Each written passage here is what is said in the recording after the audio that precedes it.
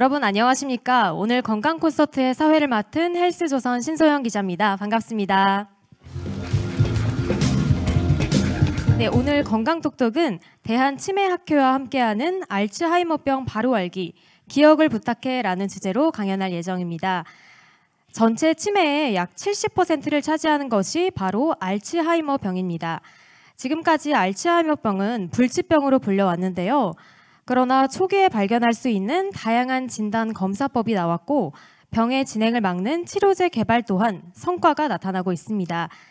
알츠하이머병 치료제를 사용하려면 아밀로이드 단백질 축적 확인을 통한 조기 진단이 필수적인데요.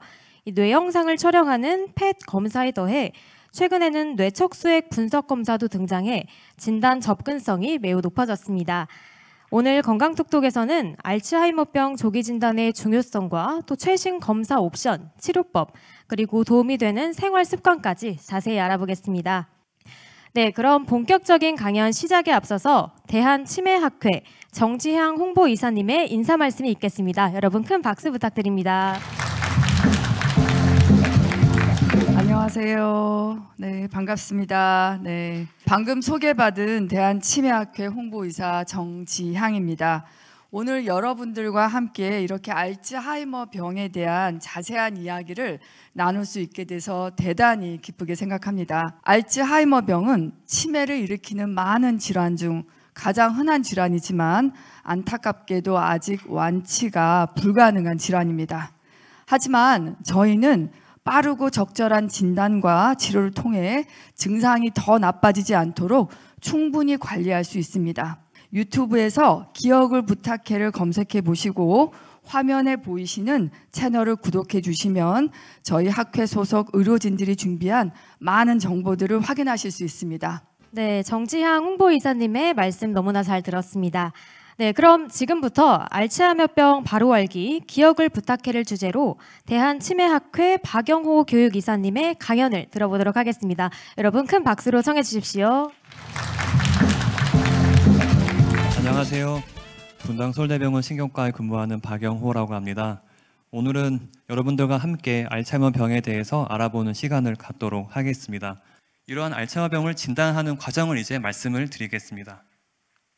지금 보시는 이거는 앞서 말씀드린 것처럼 알츠하이머병의 발병 기전인데요. 보통 우리가 진단을 할 때는 이 발병 기전 약간 역순으로 확인을 합니다.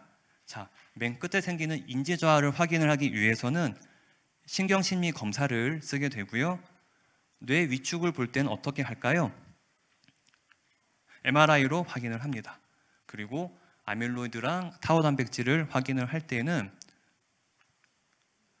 여기 있는 PET, 펫 검사를 쓸 수도 있고요. 또 뇌척수액 검사를 쓸 수가 있습니다. 각각에 대해서 좀 더 말씀을 드리겠습니다.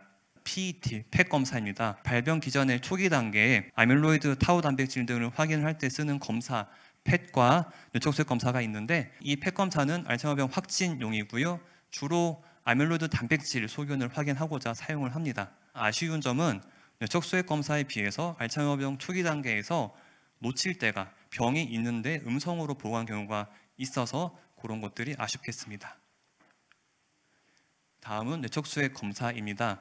뇌척수액 검사는 역시 알츠하이머병 확진을 위해서 보고요. 아밀로이드 타우 단백질 소견을 알 수 있습니다. 우리가 뇌척수액 검사를 한다고 하면은 많이들 뇌에서 직접 이렇게 주사 바늘을 찌른다거나 오해하시는 분도 계신데 그렇지가 않습니다. 여기 보시면은 뇌척수액은 파랗게 색칠해져 있거든요. 우리 뇌 안과 밖을 흐르고 있지만은 그게 아래쪽으로 척수를 따라서 이 척수 주변을 흐르고 있기 때문에 대개는 요추 아래쪽에서 등 쪽에서 허리 요 뼈랑 뼈 사이에 가는 바늘을 찌르면은 바늘의 피부를 뚫을 때 따끔한 정도로 큰 불편 없이 검사를 받으실 수가 있습니다. 실제 이 사진은 저희 병원에서 투시경을 보고 이렇게 뇌척수액 검사를 하고 있는 모습을 찍은 사진입니다. 이 검사의 장점이라면은 앞서 말씀드렸던 펫 검사의 단점과 이제 반대가 되는데요. 알츠하이머병 초기에 좀 더 민감하게 이상 있는 것을 확인을 할 수가 있고 비용이 펫 검사에 비해서 저렴합니다. 단점이라면은 펫 검사는 사진만 찍으면 되는 간편한데 뇌척수액 검사는 아직 국내 의료 환경에서는 입원을 해서 하도록 되어 있기 때문에 입원을 해야 된다는 점 그리고 이 바늘을 찌르다 보니까 침습성의 측면이 있습니다. 하지만 부작용은 그런 두통 외에는 대부분 두통 정도가 간혹 있지 그런 위험한 부작용은 거의 없습니다.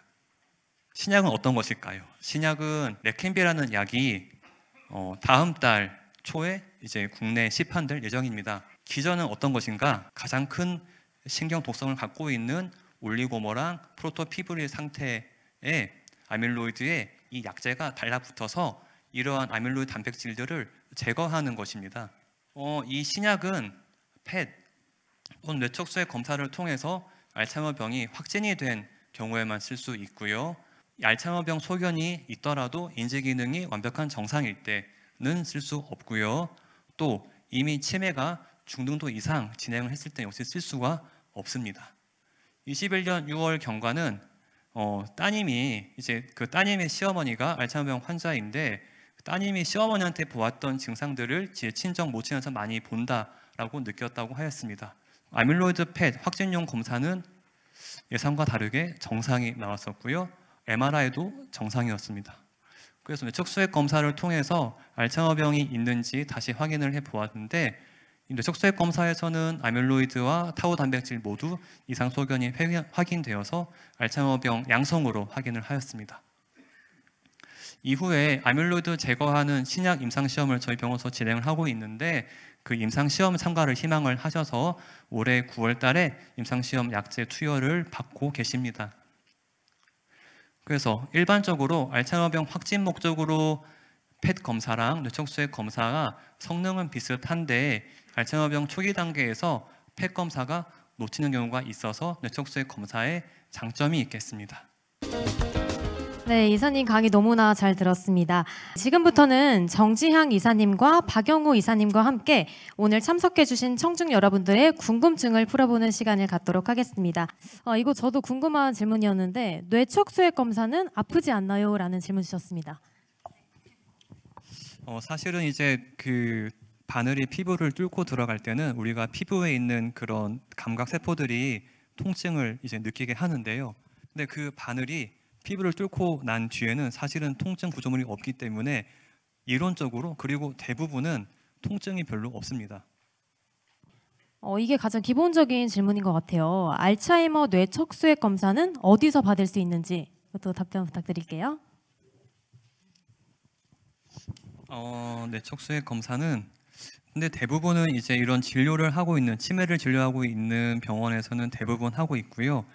대학병원들은 아마 대부분 될 것이고 종합병원들도 꽤 많이 하실 수가 있을 텐데 앞서 말씀드린 것처럼 우리나라 의료 환경에서는 입원을 해서 하도록 되어 있기 때문에 입원실이 없는 병원들은 할 수가 없습니다. 네, 이거 한번 뽑아볼게요. 펫 검사 결과가 음성입니다. 안전한가요? 라고 질문 주셨는데 근데 어떤 상황에서 펫 검사가 음성이 나왔냐가 되게 중요할 것 같은데요. 인지 검사도 정상이고 MRI도 정상이면 펫 검사까지 음성인 경우에는 안심하셔도 됩니다. 근데 아까 박영호 교수님이 말씀하셨듯이 가끔 가다가 일치하지 않는 경우가 있어요. 그래서 인지기능 검사상에서는 경도 인지 장애로 나왔고 MRI가 약간 뇌 위축이 있는데 페트 검사가 음성일 경우에는 아직은 이제 해외학과 의사 선생님들이 눈을 보고 시각적으로 평가하는 부분이다 보니까 정확한 AI적인 분석이 안 되는 경우가 많이 있습니다. 그래서 그럴 때는 안심하지 않고 한 1년 뒤에 뭐 다른 뇌척수액 검사라든지 아니면 페트 검사를 다시 한번 해봐야 될 수도 있습니다. 네, 뇌척수액 검사하고 펫 검사 두 가지를 아까 말씀해 주셨는데요.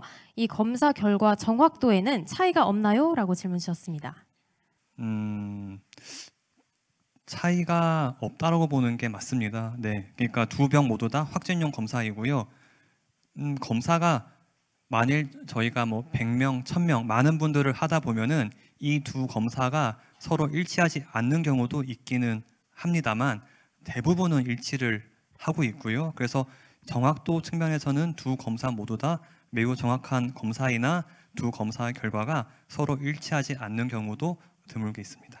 네, 질문 너무 많이 해주셔가지고 굉장히 유익한 시간이 됐던 것 같은데요. 질의응답 시간은 이 정도로 마무리하도록 하고요. 좋은 말씀 들려주신 정지향 이사님과 박영우 이사님께 다시 한번 큰 박수 부탁드립니다.